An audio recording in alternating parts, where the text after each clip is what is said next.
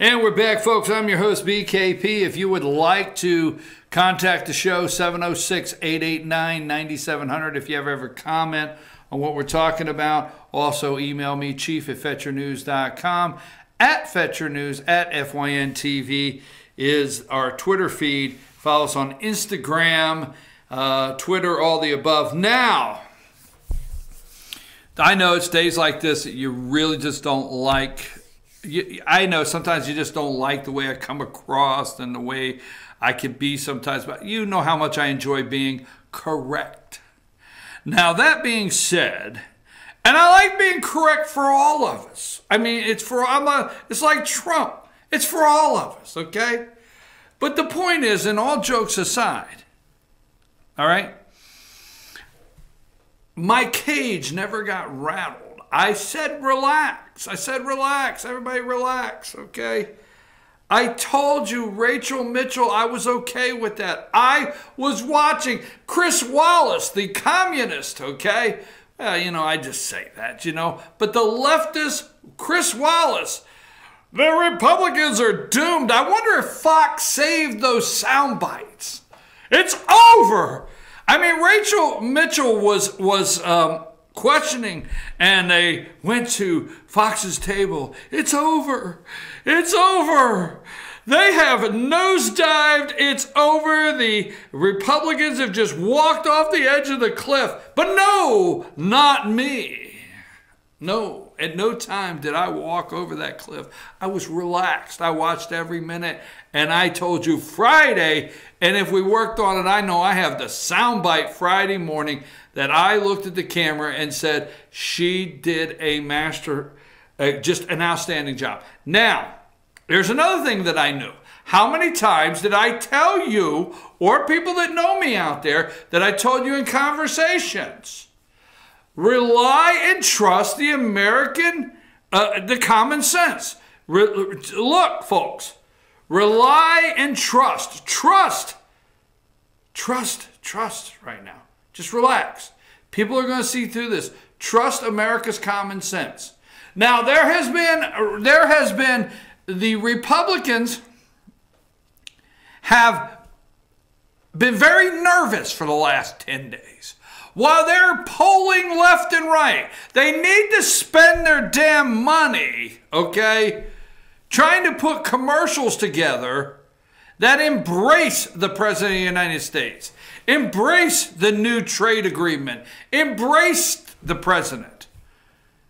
Why, Brian Kemp, you needed a commercial now saying, I embrace President Donald Trump, and if elected, Georgia will parallel the economic strategy of cutting regulations and cutting taxes as the President of the United States and trade agreements.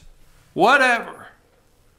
That's what you should be spending your money. But no, Republicans have been polling. Where will this land? Should we stay away from the president? Should we steer back to the president? Ron DeSantis down in Florida. Okay. Rick Scott down in Florida running for governor. DeSantis running for Senate.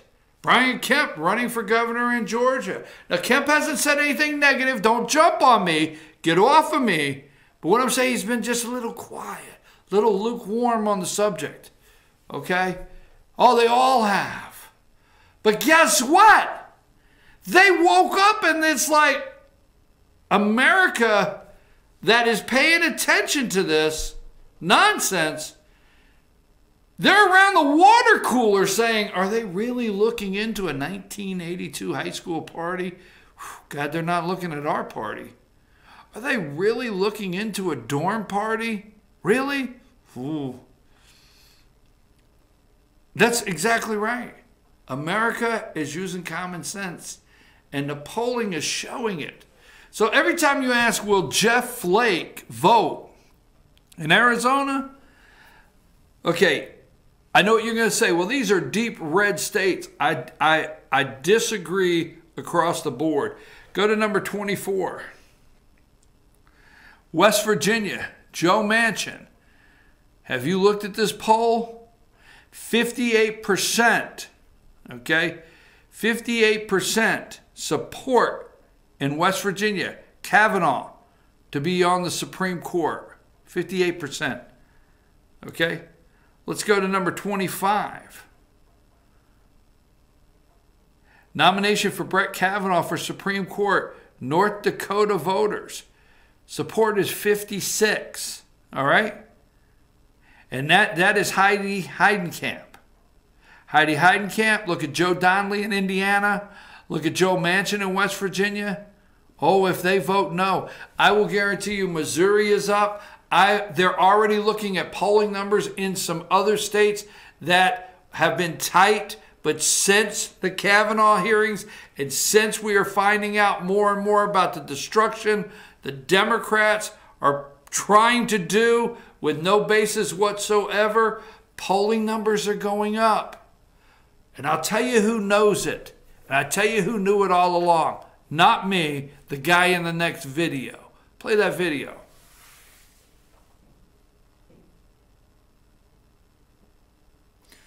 I may have jumped. It's crazy. What's happening now, they had gang rape, many times. Well, that turned out to be false. So many different charges.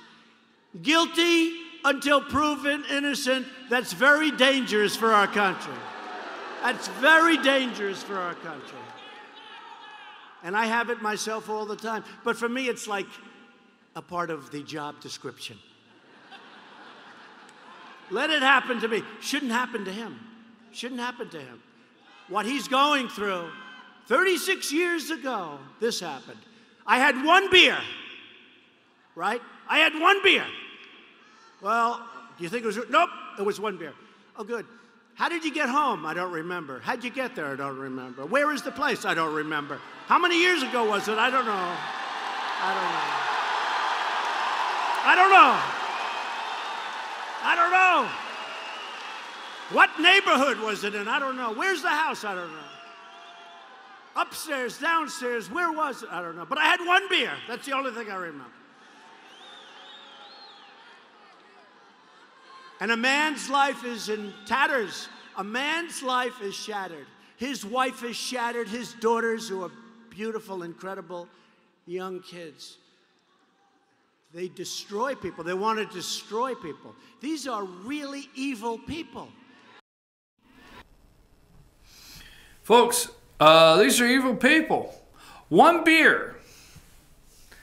So you can remember that. Now let's go through this because I'm not a specialist when it comes, or I'm not trained in the I have people that say I can't remember anything. She remembers she had one beer, but the media glossed over, okay? They are looking for, okay? They are looking for, because the burden of proof, all right? The burden of proof, and give me, I think I have this one here. Let me see which one I want, Josh. Let's go to number 30.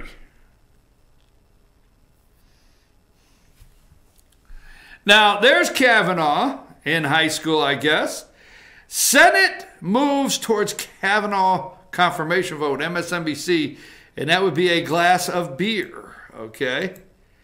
And let's go to 33, okay? This is the guy, the former Yale classmate that is a Democrat. This is CNN. See, this is CNN, but MSNBC had it. They played it. This is the investigation CNN's doing. Former Yale classmate, Brett has not told the truth. Senate moves towards Kavanaugh's confirmation vote. They want to build that Brett has not told the truth about drinking beer. But it's okay that Ford out and out lied, okay? But he never saw him passed out. Now, this is a Yale College friend. Never saw him passed out, which we do know this guy is a Democrat donor. Yes, he Democrat donor from Yale. Oh, that's shocking, right? But he never saw him passed out, but he did see him at the point he could have passed out, stumbling drunk, but he never noticed him because remember Klobuchar, it was very important okay, to Klobuchar, that Senator Klobuchar, do you black out? Do you black out? Okay, trying to find something else here. I had one more. Let's go to number 46. Now, bypass the lies Ford told, okay? Now, this is your media, the deep state media that is in. I want to know who sent ricin to the President of the United States and James Madison, tried to kill our president, tried to kill him. And it just is shocking to me that the media is just glossing right over this. Should have been top story everywhere. Let's go to number 46. New York Times obtained 1983 Kavanaugh letter. Loud, obnoxious drunks were prolific pukers among us. Man, they have found all of this documents about drinking and America. Donald Trump knew in that last statement to stick with America's common sense. Now, I have one here I want to find here, Josh, and then I got a couple comments here on this. Trying to get past. We're going to do the tax story in a minute. You think it's a coincidence? You think it's a coincidence that the tax story broke today on Donald Trump? No, no, no. There's no coincidence here. This is how dirty they are. Let's go ahead and give me number 4. Senator Flake troubled by Kavanaugh's tone. Okay? He's troubled by Kavanaugh's tone, not any lying. Okay, so let's just say this before we get to the next story as we're breaking this down. Christine Blasey Ford, okay, admitted to and has the memory of one beer. One. Where are the questions about the fact that she's 15 years old? How come that's never come into question? Now, was this party her first beer? Where was she in the 15-year-old range? 15 years, 6 months? Did she have her first beer when she was 14? Okay. Was this the one beer? Did she develop a drinking problem after this? I mean, after this alleged attack where she drank one beer at 15 years old, underage, okay, where her parents, okay, who drove her home, who looked over and said, I smell beer on your breath, anything. Did she have to stop at the store, grab the Tic Tacs or whatever, hit some mouthwash, hoping that her parents would not smell alcohol on her breath? Not a question one. After this party, Miss Dr. Ford, how long before you attended the next party that you drank a beer? Did this party develop a habit of drinking through high school, on into college? Not one time. She can remember 2 things. Well, she can remember a couple things, but she can remember 2 things in this day. That she had one beer, she confirmed. And she can remember that Brett Kavanaugh jumped on her and she went upstairs to find a bathroom and he was there in waiting, lurked or followed her or whatever, threw her in a room with Mark Judge and was on top of her trying to rip her clothes off because she had one beer and she was 15 and she was maybe a little tipsy. I don't know, but 2 things she remembers. She had a beer and she was found in a room with Brett Kavanaugh.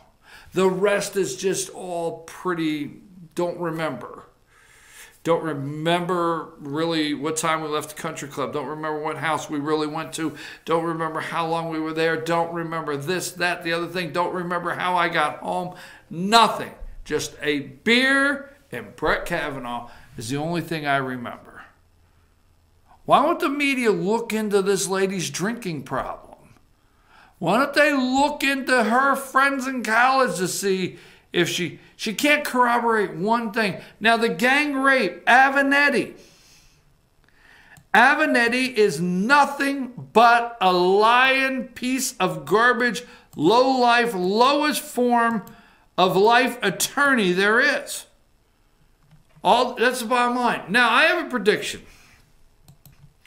And I want to go into this, okay? Let's go into, let me go to number 12 first. Give me number 12. Okay, now this is this morning, okay? NBC News, GOP prosecutor Rachel Mitchell's critique of Christine Blasey Ford is incomplete and flawed. It's one thing to misleading frame Dr. Ford's allegations as a case of he said, she said. It's something else to ignore what he actually said. Okay?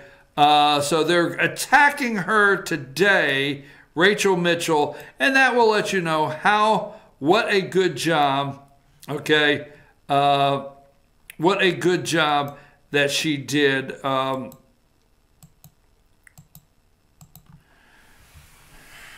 want to get into the tax story, but I want to say this, and I want to make a prediction here. Yes, Hillary Clinton at the Atlantic Festival, okay, yesterday, and some people are probably talking about that, but I have this picture here I want you to put up. Not number 4, the handshake. What number? Number 43. Put number 43 up there. Now, I like to do this from time to time. Okay? If you think Coons, okay, Senator Coons and Senator Flake, Coons from Delaware and Flake from Arizona, just came up with this great idea this past week. What if it's said by the media that these two were the only rational, clear thinkers in the room that day? You know, there was a time, you ever hear the old saying, ahead of their time? You remember when John McCain, okay? You remember when John McCain actually went to, and I think he told the story at the funeral. See, I don't let nothing bypass. I don't let nothing go by without putting it in the little memory here and putting it over. Well, I put it over and put notes together. And it was laid out at McCain's funeral. Remember, what was that guy, that senator from New York that ran as an independent, Jewish kind of fellow? What was his name? That actually John McCain had talked about running with. They were going to run together. A Democrat and a, was that Joe Lieberman? Yeah, it might have been Joe Lieberman. We'll check it out. They were going to run together, a Democrat and a Republican. And Joe said, hey, John, you know what? They'll never accept this. You're a Republican, I'm a Democrat. And John said, this is exactly what this country needs. Why, what if that is exactly what the media feels this country needs? What if? What if Coons pulls away from the fringe of the Democrats? And what if Flake pulls away from the fringe of the Republicans? And they go out there together and say, we are the rational. Now, everybody's looking for that to be John Kasich, right? Everybody's looking for that to be John Kasich, right? And it was talking John Kasich and the governor of Colorado. But what if these two here are up to something? What if they were the cooler heads that prevailed in that meeting last Thursday? Why are they on tour together? Why are they on stage together? Why are they talking about bringing bipartisan back? Why did they make a deal to just pause for a minute for the FBI to look a little further into this? Look at that picture real close. Hope I'm wrong. I hope I'm wrong. But don't get caught off guard there that the discussion doesn't start. Just remember Lieberman and McCain. All right? And think Flake and Coons. I'm your host, BKP. We're going to be back right at the top of the hour. We'll be back at the top of the hour. Let's talk about Donald Trump. Actually, his dad gave him some money. But let's talk about that. It's not a coincidence this broke today. Let's talk a little further about Kavanaugh and the fact that somebody tried to kill the president and nobody's talking about it. I'm your host, BKP.